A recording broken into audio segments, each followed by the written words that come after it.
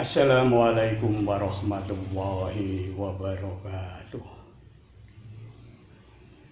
Bismillahirrahmanirrahim.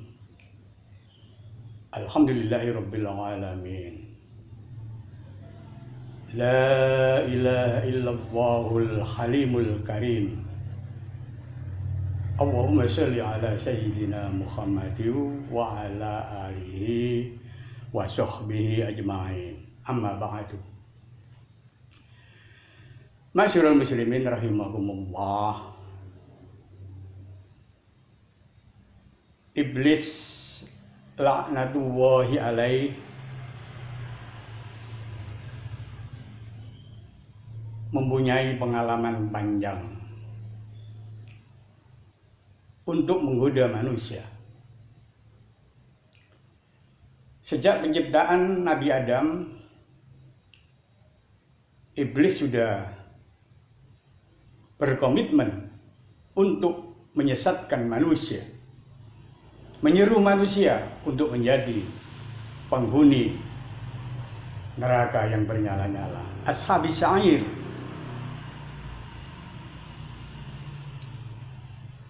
Oleh karena itu, dengan kecerdikan yang dimiliki dan pengalaman yang mumpuni, maka iblis sangat canggih di dalam menggoda dan menyesatkan manusia untuk diajak bersama-sama dengan pasukannya, dengan setan, pada akhirnya menjadi penghuni neraka.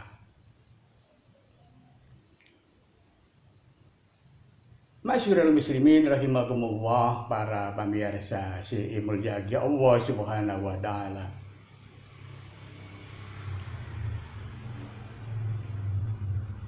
Dikisahkan dalam kitab-kitab terkenal, apakah itu di dalam tafsir Ibnu Katsir atau di dalam karya-karya ulama-ulama besar yang lain, ada sebuah hadis yang mengisahkan tentang seorang alim, seorang ahli ibadah yang bernama Syekh Barsiso.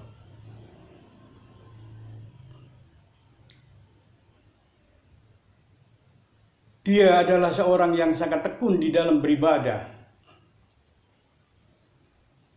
dan sangat luas ilmunya, sehingga banyak santrinya yang menurut cerita 60.000 orang santri, kebanyakan menjadi ulama-ulama besar. Syekh Barsiso beribadah dengan tekun, beribadah dengan sungguh-sungguh, sehingga menimbulkan detak kagum, bukan hanya penghuni bumi, tetapi juga penghuni langit, malaikat. Malaikat terkagum-kagum juga terhadap kesungguhan Barsiso di dalam beribadah. Kemudian Allah memberikan wahyu kepada malaikat bahwa sesungguhnya Barsiso akan masuk neraka.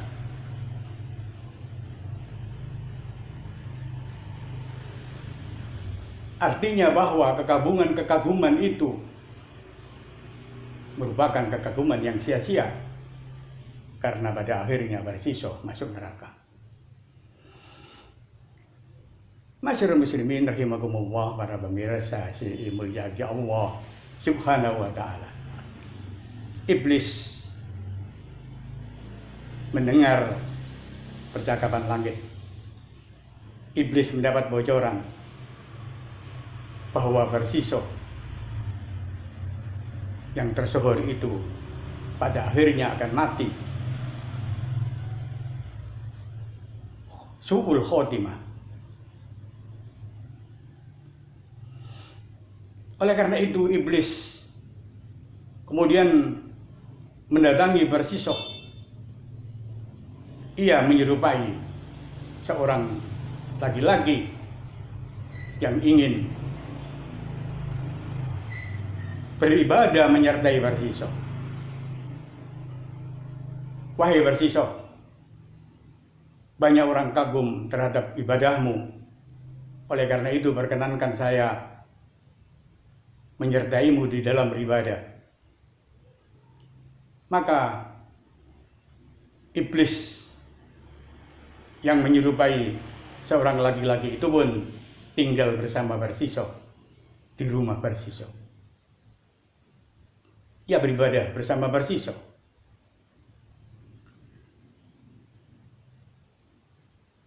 Hari demi hari, minggu demi minggu. Akhirnya justru Barsisok yang menjadi kagum terhadap orang itu. Ia beribadah terus-menerus, tidak pernah berhenti walaupun untuk makan ataupun tidur. Maka Barsisok bertanya kepada orang itu, yang sebenarnya adalah iblis, dan Allah tidak membuka bahwa itu adalah iblis. Wahai sahabat, gerangan apa yang membuatmu bisa melakukan ibadah terus-menerus tanpa makan, tanpa tidur, sedangkan aku masih terikat oleh lapar, oleh haus, dan oleh ngantuk, sehingga aku butuh makan, minum, dan tidur. Maka sahabat Barsisok yang sebenarnya adalah iblis itu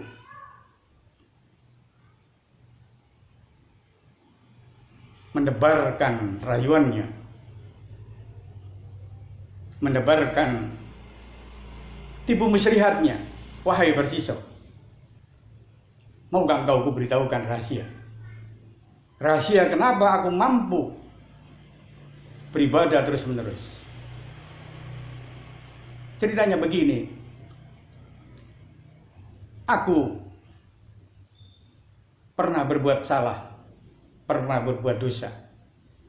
Oleh karena itu aku menyesal terhadap dosa-dosa yang pernah aku berbuat. Oleh karena itu aku atau saya mampu untuk beribadah secara terus-menerus apabila saya mengingat dosa-dosa itu. Kalau kamu mau saya beri nasihat, wahai Barsisok, maka kamu harus berbuat dosa satu kali saja. Toh Allah Maha Pengampun. Kemudian dari dosa itulah kamu bisa mengenang sebagai sebuah kesalahan yang menjadikan kamu akan mampu untuk beribadah secara terus-menerus dengan melupakan makan, minum, dan tidur. Dosa apa itu, wahai sahabatku? Tanya Barsisok. Engkau bunuh satu orang. Maka Barsisok menjawab, tidak mungkin, saya tidak mampu melaksanakannya.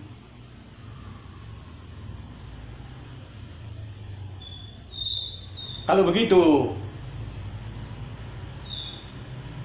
kamu melakukan perzinahan saja, berzina saja, satu kali saja. Tidak, aku tidak mampu melakukannya. Kalau begitu ini yang paling ringan. Kamu minum khamr sampai mabuk. Di mana aku dapat khamr tersebut? Di ujung desa ini ada penjual khamr.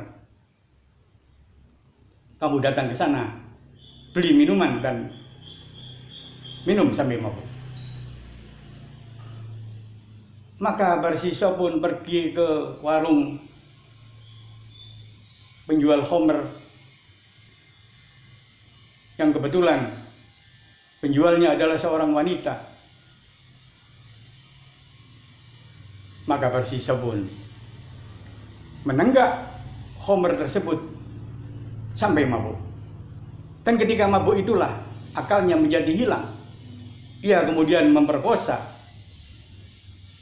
penjual khamr tersebut. Dan ketika itu berlangsung, tiba-tiba muncullah suami dari penjual khamr tersebut.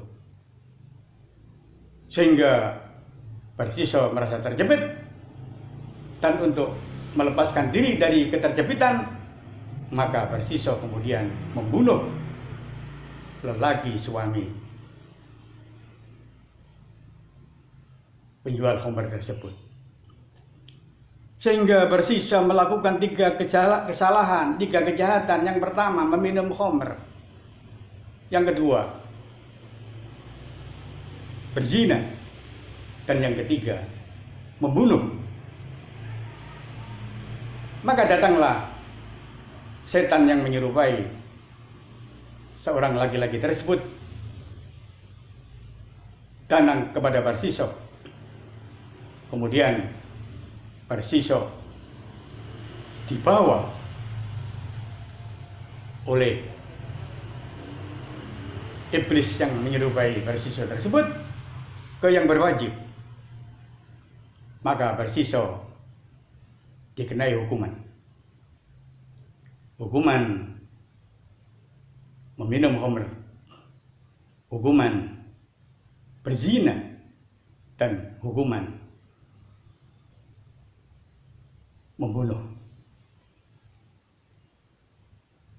Maka Barsiso pun disalib untuk kemudian dibunuh. Maka ketika disalib itu, sahabat Barsiso yang sebenarnya adalah iblis datang kepadanya. Wahai Barsiso, aku sebenarnya bisa menolong engkau. Maukah engkau aku tolong? Maka Barsiso mengatakan, iya, saya mau menolong. Kalau begitu kamu sujud kepadaku. Barsiso menjawab, bagaimana aku bisa sujud? Aku terikat di tiang salib. Kalau begitu, beri isyarat sajalah. Kamu kedipkan matamu dan niatkan di dalam hati bahwa engkau bersujud kepadaku. Maka Barsiso yang sudah dibutakan mata hatinya, niat bersujud kepada orang, kepada selain Allah, yang dia tidak tahu bahwa itu adalah iblis. Maka sebenarnya ia bersujud kepada iblis. Dan pada saat bersujud dengan gerakan anggukan kepalanya, maka pada saat itu Allah mencabut nyawanya. Maka Barsiso pun meninggal dalam keadaan su'ul khotimah, dalam keadaan akhir yang jelek, dalam keadaan kafir. Masyarakat muslimin rahimakumullah. Kemudian setan pun, atau iblis yang menyerupai manusia itu pun kemudian berkata, aku berlepas diri. Aku tidak bertanggung jawab terhadap apa yang terjadi.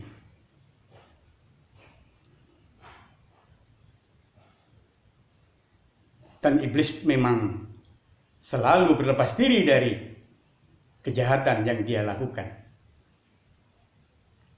Oleh karena itu, senada dengan kenyataan seperti itulah maka Allah Subhanahu wa taala berfirman di dalam Al-Qur'an, di dalam surat Al-Hasr, A'udzubillahi minasyaitonirrajim. Bismillahirrahmanirrahim. Kama salis syaiton iz qala lil insani kfur falamma kafara qala inni bari'um minka inni akhafu Allaha rabbal alamin. Yang artinya orang munafik itu seperti setan yang berseru kepada manusia, kafirlah. Maka ketika manusia itu kafir, maka setan pun berkata, aku berlepas diri dari engkau. Sesungguhnya aku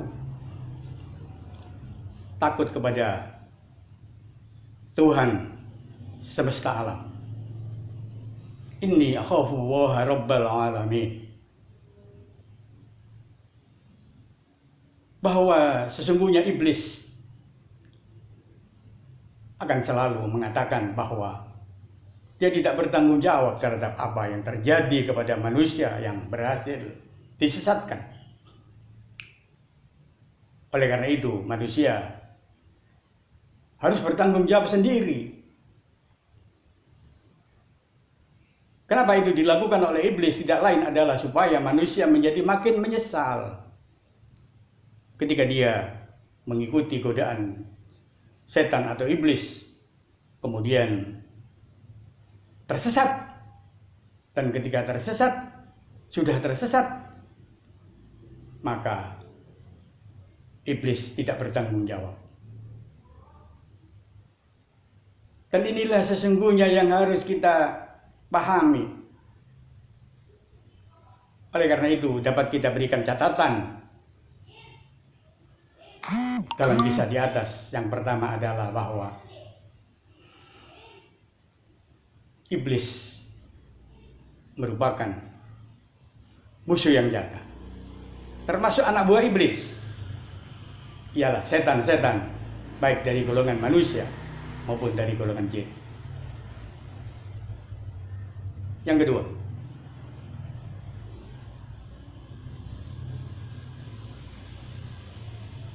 kita harus selalu berhati-hati karena tidak ada yang menjamin bahwa orang yang kelihatannya baik akan berakhir pada husnul khotimah. Bisa saja su'ul khotimah. Oleh karena itu kita selalu harus istiqomah di dalam beribadah dan selalu atau istiqomah minta kepada Allah, berdoa kepada Allah agar kita dimasukkan sebagai orang-orang yang husnul khotimah, akhir yang baik. Kemudian yang ketiga,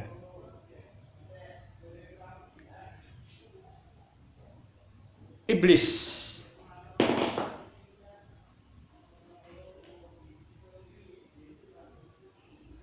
begitu lihai, begitu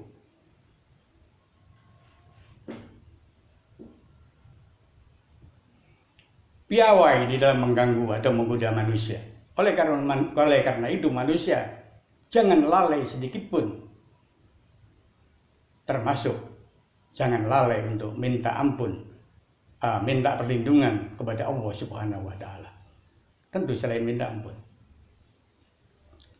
Masyarakat muslimin rahimakumullah, itulah kisah bersisa yang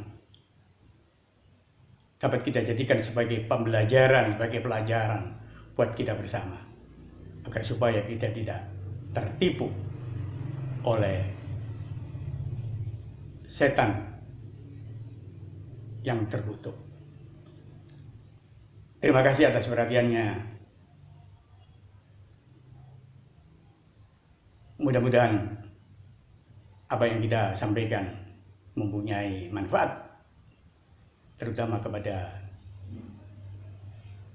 diri saya sendiri dan kepada pemirsa semuanya. Dan tentu saja kita berdoa agar Allah Subhanahu wa taala melindungi kita dari godaan setan yang terkutuk. A'udzubillahi minasyaitonirrajim. Aku berlindung kepada Allah dari godaan setan yang terkutuk. Iyyaka na'budu wa iyyaka nasta'in. Ihdinas siratal mustaqim. Wallahul muwaffiq ila aqwamit thoriq. Wassalamualaikum warahmatullahi wabarakatuh.